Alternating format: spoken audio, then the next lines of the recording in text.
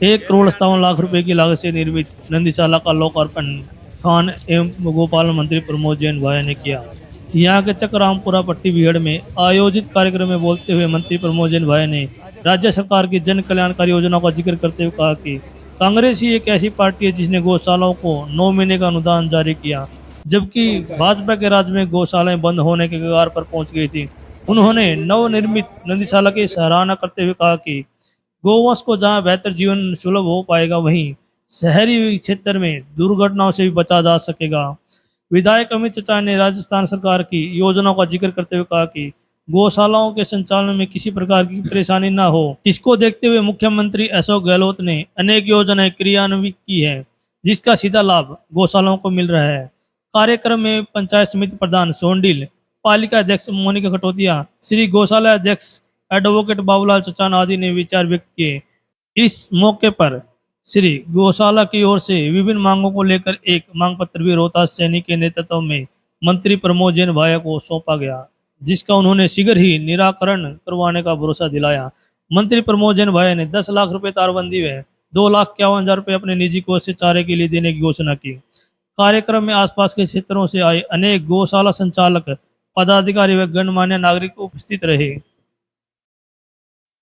मेरा सौभाग्य रहा कि जब मैं मंत्री बना तो मुझे मुख्यमंत्री जी ने माइनिंग और के साथ साथ मुझे गौपालन का जिम्मा भी दिया, क्योंकि इस क्षेत्र से मैं पहले से जुड़ा हुआ था।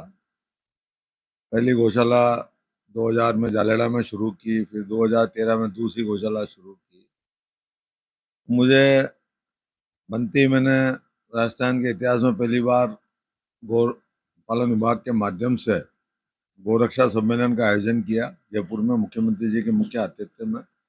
उसमें तमाम राजस्थान के सभी गौशालाओं के प्रतिनिधियों को आमंत्रित किया। लगभग 6-7 हज़ार प्रतिनिधियों ने भाग लिया और उसमें मुख्यमंत्री जी ने उनसे यही जानना चाहा कि भाई हमारी जो धार्मिक भावना है कि गौ माता में सभी देव देवताओं का वास है और साथ ही शिवालय में हम नंदी की पूजा करते हैं, लेकिन जो असली नंदी के जो हालात हैं, गौ माता के जो हालात हैं, वो आपसे हमसे छुपे नहीं है और इन हालातों को देखकर मैं काफ़ी चिंतित हूँ।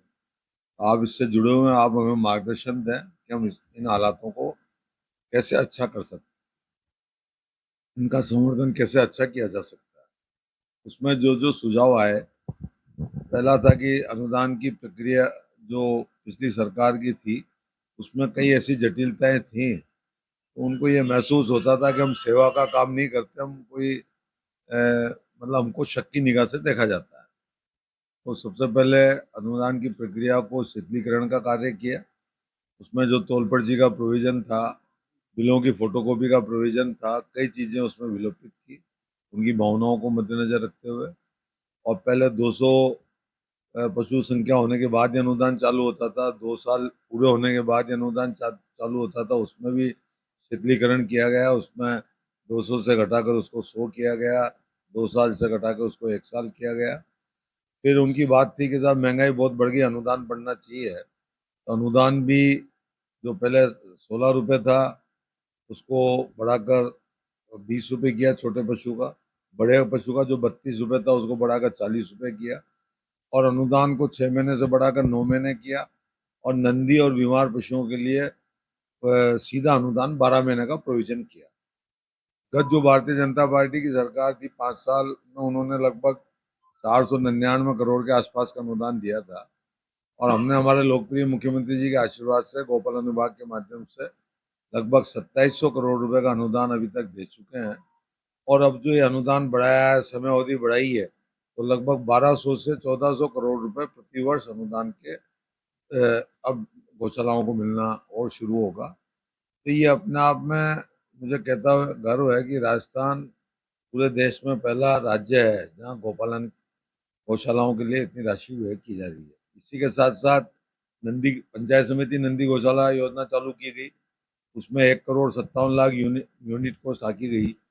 10% राशि संस्था देगी, 90% गौपालन विभाग दे रहा है, जिसका मैं आज यहाँ शुभारंभ करने आया हूँ। इसी तरह आपके ग्राम पंचायत योजना लागू की गई है, उसमें 1 करोड़ यूनिट को से 90% राशि गौपालन विभाग देगा, 10% संस्था लगाएगी।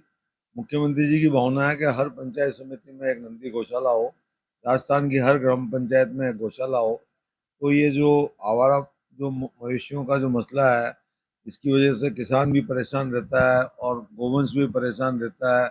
कई बार सड़कों पे एक्सीडेंट होते हैं, कई अकाल मौतें होती हैं, तो इन सब चीज़ों से निजात मिले, तो इसके लिए जो जो सुझाव गौशालाओं के प्रतिनिधियों को हमको मिले, हमने हमारे लोकप्रिय मुख्यमंत्री जी के आशीर्वाद से उनको इम्प्लीमेंट करने का पूरा पूरा प्रयास किया है और आगे भी और इस क्षेत्र में अच्छे कदम उठाए जा रहे हैं, ये मैं भरोसा दिलाता हूँ।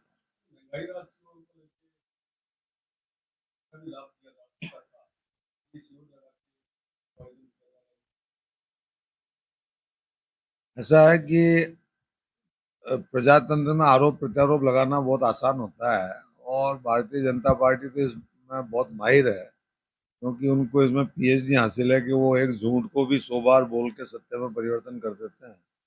और हमारे कार्यकर्ताओं की कमजोरी है कि वो सही बात को भी सही तरीके से नहीं रख पाते। आपने जो बात कही कि साहब वो आरोप लगा रहे हैं कि यह सीधा दिया जा सकता था, इसके पीछे जो मुख्यमंत्री जी का सोच है कि कई बार नीचे के स्तर पर आम जन को काम कराने में काफी असुविधाएं होती हैं और कार्यालयों के चक्कर काटने पड़ते हैं। तो इसलिए मुख्यमंत्री जी का सोच था कि एक ही कैंप में लाभार्थी जो अंतिम पंक्ति में बैठा हुआ भी जो लाभार्थी है, जो पात्र व्यक्ति है, उसको एक ही जगह सब चीजें, सब सुविधाएं, सब उसको सरकारी जितनी हमारी योजना है उनका लाभ उसको तुरंत मिले, उसको बाकायदा कार्ड मिले, ताकि उसके साथ कोई चीटिंग नहीं हो, उसको बार बार कोई सरकारी अधिकारियों के या कार्यालयों के चक्कर नहीं काटने पड़े। ये अपने आप में बहुत यूनिक निर्णय मुख्यमंत्री जी ने लिया है। अब कमी निकालने वाली बात है तो आदमी को, काम करने वाले आदमी को बहुत मेहनत करनी पड़ती है, कई समस्याओं का सामना करना पड़ता है, तब जाके कोई चीज अपने आप में क्रियान्वित होती है। और कमी निकालने वाली बात है तो खाली आदमी को जुबान हिलानी पड़ती है, तो जुबान तो कोई भी व्यक्ति हिला सकता है।